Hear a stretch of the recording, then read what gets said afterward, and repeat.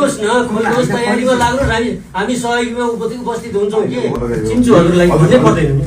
सम्मलाई तपाईँको अपडेट चाहिँ हाम्रो त्यसमा बजेट हामीले पारित गरेका छौँ, नर्म्स पनि हाम्रो पारित गरेका छौँ, अर्थ मन्त्रालयबाट पनि हामीले चाहिने बजेटको पनि हामीले चाहिँ सुनिश्चित गरेका छौँ।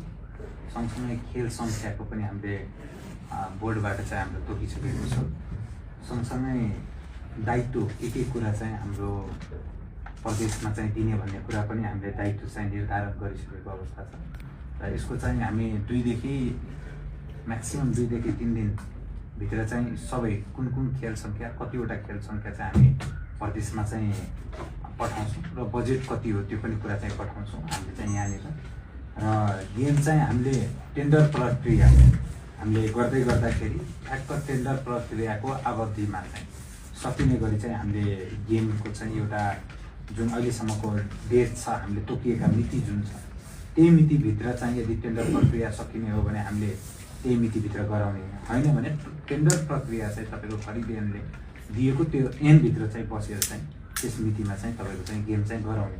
अब यस अर्थमा यो गेम चाहिँ किन ढिला भयो भन्ने कुराहरू चाहिँ कस्तो छ भने यो अर्थले चाहिँ हामीले बजेट मागिराख्दाखेरि 9को स्वीकृत पहिला चाहिँ गरिदिएको, त्यसपछि फेरि 10को स्वीकृत गर्यो। यो चाहिँ हाम्रो अर्थ र हाम्रो मन्त्रालयबिच चाहिँ बजेट स्वीकृतिको चाहिँ प्रक्रियामा चाहिँ यो चाहिँ ढिलाइ हुनलाई गएको हो तपाईँको। तर गेम चाहिँ हामी फागुनमै गराउँछौँ र यसको लागि चाहिँ हाम्रो सदस्य सचिवजी पनि यहीँ हुनुहुन्छ र यसमा चाहिँ तपाईँहरू चाहिँ सहयोग गरिदिनु भयो भने यो चाहिँ गेम खेलाउने भन्ने कुरा कस्तो हो भने यो चाहिँ सबै खेलाडीहरूले खेल्नलाई पाउँछ र सरकार तपाईँ पनि हो, हामी पनि हो, यो सबै सरकारको चाहिँ दायित्व बन्छ चाहिँ यसमा चाहिँ। र यसमा चाहिँ हामीले खेलाडीहरू चाहिँ गेम नखेलिराख्दाखेरि उहाँहरूको भविष्य कहाँनिर पुगिरहेछ भन्ने कुरा चाहिँ हामीले चाहिँ हेरिराख्नु हुन्छ। त्यही भएर यसमा चाहिँ यदि डुअल सरकारको सङ्घीय र प्रदेशिक सरकारको चाहिँ एकदम राम्रो कोअपरेसन भयो भने हामीले यसलाई चाहिँ भव्य साथ चाहिँ अगाडि बढाउनलाई सक्छौँ।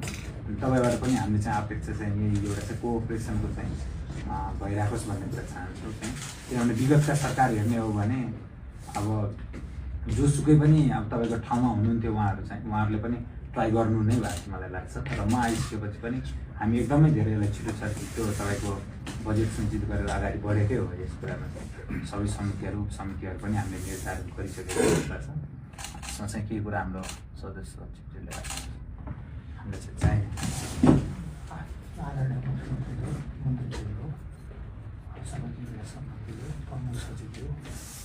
बोर्डका साथीहरू, पत्रकार साथीहरू, उपस्थित सम्पूर्ण महानुभावहरू, यो नयाँ विषय चाहिँ होइन, पक्कै पनि मुख्यमन्त्रीजीले भनेर नयाँ पनि होइन, धेरै पुरानो पनि भइसकेको छैन।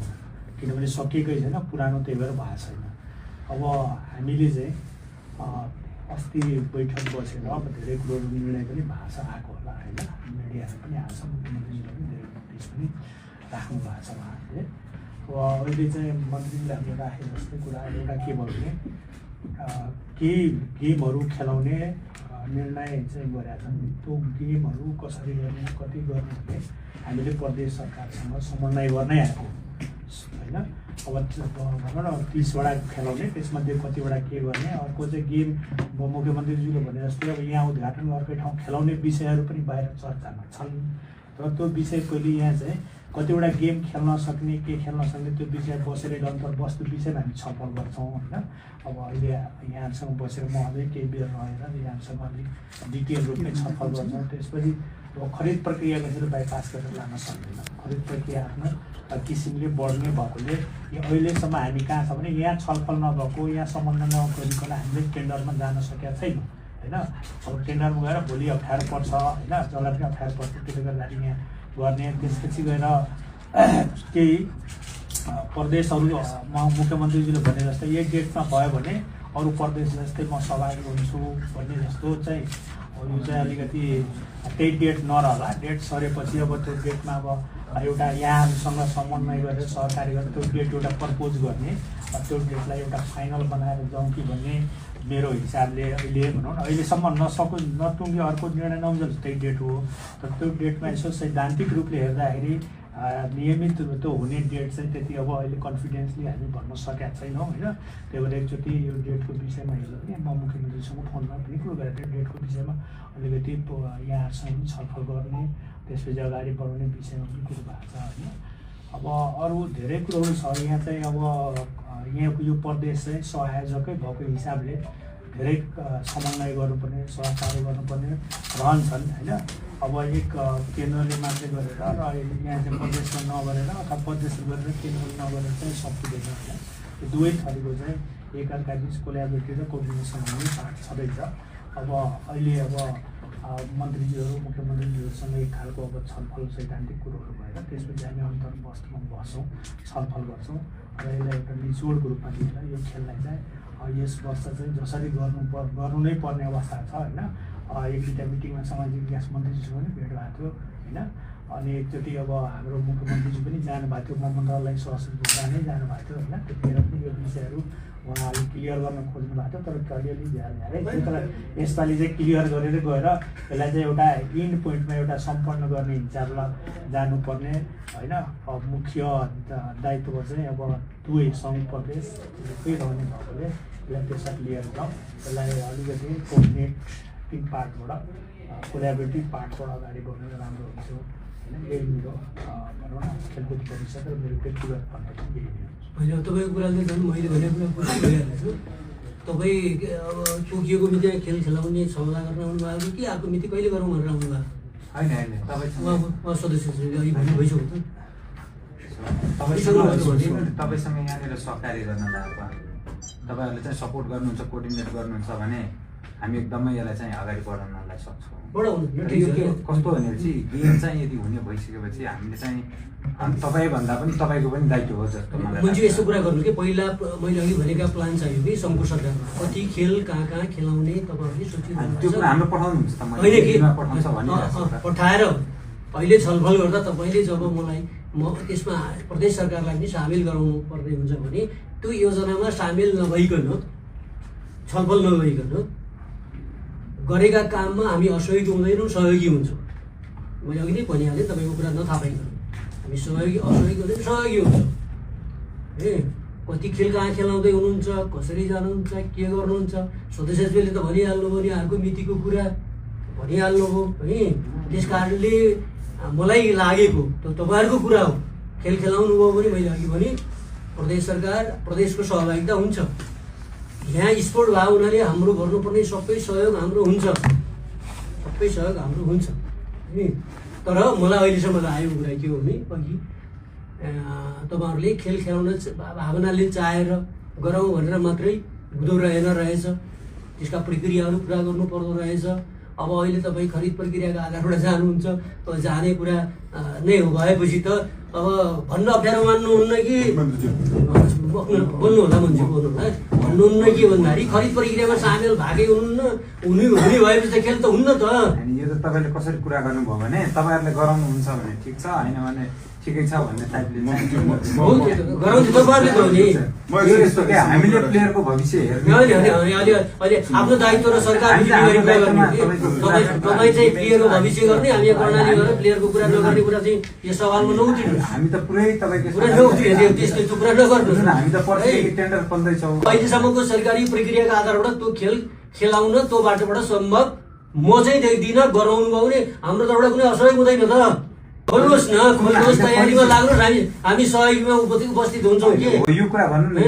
तर अब तपाईँको अहिलेसम्मको सरकारी प्रक्रियाको आधारबाट त्यो खेल खेलाउन त्यो बाटोबाट सम्भव म चाहिँ देख्दिनँ। गराउनु भयो भने हाम्रो तर्फबाट कुनै असहयोग हुँदैन त। जब बाटो नखेल्नेतिर छ अनि यहाँ खेल्ने छलफल चलाउने के काम छ र? त्यतै छलफल गर्नु न, ती सदस्य भनिसक्नुभयो त, त्यतै छलफल गर्नु न। हजुर मुख्यमन्त्री, म अलिकति कुरा गर्छु। मेरो नाम माधव चल्लगाई हो। हजुर एकछिन, म कर्णालीको बासिन्दा हो, यहाँको नागरिक हुँ। मलाई चाहिँ म अहिले सङ्घीय सरकारमा एउटा भूमिकामा छु, नागरिक सरकारमा मन्त्रीको भूमिकामा। हजुरले चाहिँ अघि भन्दै गर्दा यो 10औं राष्ट्रिय खेलकुद पोखराबाट 9औं भइसकेपछि कर्णालीमा आउँदैछ भन्दाखेरि कर्णालीमा हुनु जसले आयोजना गरे पनि त्यो एउटा आयोजक सहरको रूपमा, आयोजक प्रदेशको रूपमा चाहिँ हामी यो आयोजना हुने स्थलको रूपमा चाहिँ हामी स्वभावतः आयोजक नै हुन्छौँ। अघि हजुरले चाहिँ अरू प्रदेश सहभागी हुन्छु भन्दाखेरि नागरिकको रूपमा, म मन्त्रीको रूपमा होइन, नागरिकको रूपमा चाहिँ असहमत हुन्छु। किनभने हाम्रो प्रदेशमा हुँदैछ कि यो प्रदेशको गौरवको कुरा हो भन्ने मलाई लाग्छ कि र त्यसलाई सार्थक पार्न सफल पार्नको लागि सबै नागरिकको दायित्व हुन्छ। अनि नागरिकको तर्फबाट मुख्यमन्त्रीको रूपमा हजुर भएको भएर तपाईँको त उच्चतम दायित्व हुन्छ। त्यही भएर हजुरको कुनै पनि बोलीहरूमा यो हुँदैन, हुन सक्दैन, निरुत्साह हुने भन्ने कुरा चाहिँ मैले कम्तीमा अपेक्षा गर्दैन। तपाईँहरूले हामीलाई त तानेर लिएर गेम गराउनु पर्यो यहाँनिर यो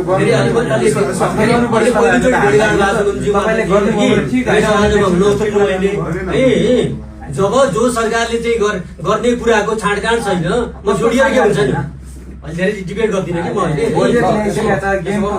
तब दुईजना सरकार पक्षबाट हुनुहुन्छ, अब हामी नागरिक पक्षबाट हामी बस्छौँ। अहिले सरकारसँग कुरा, अहिले सरकारसँग कुरा हामीले पछि अलग गर्नु प्रश्न गर्न पाइन्छ। हजुर नेपाल सरकार हो, जोडेर आएको होइन यो उहाँहरूलाई गर्ने मनै छैन दुईटा सरकारहरूलाई। अनि दोष चाहिँ तपाईँको प्रणाली अलिकति यसमा चाहिँ के गर्नु गर्ने गरी आउनुहोस् न, सकिएको के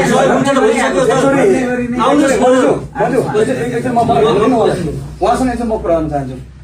तपाईँहरूले भन्नुभयो 10औं राष्ट्रिय खेलकुद कर्णालीमा गर्ने भनेर, बडो उत्साहका साथ हामी कर्णालीका युवाहरू म मुगुबाट चाहिँ ओहो ल कर्णालीमा चाहिँ हुने भयो भन्नुपर्ने। हाम्रो कर्णाली प्रदेशमा जम्मा एउटा गौरवको आयोजना छ, प्रादेशिक गौरवको आयोजना, लाजमर्दो।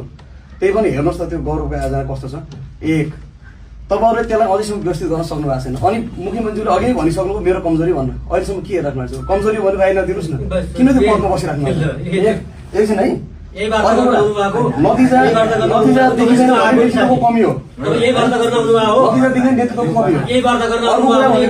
सदस्यज्यूको नियुक्ति होइन। अब यसरी हुँदैन, यसरी हुँदैन। हामी नागरिकको सरकार चाहन्छौँ, हामी नागरिकको सरकार चाहन्छौँ। यसरी जनतालाई चाहिँ धम्काउने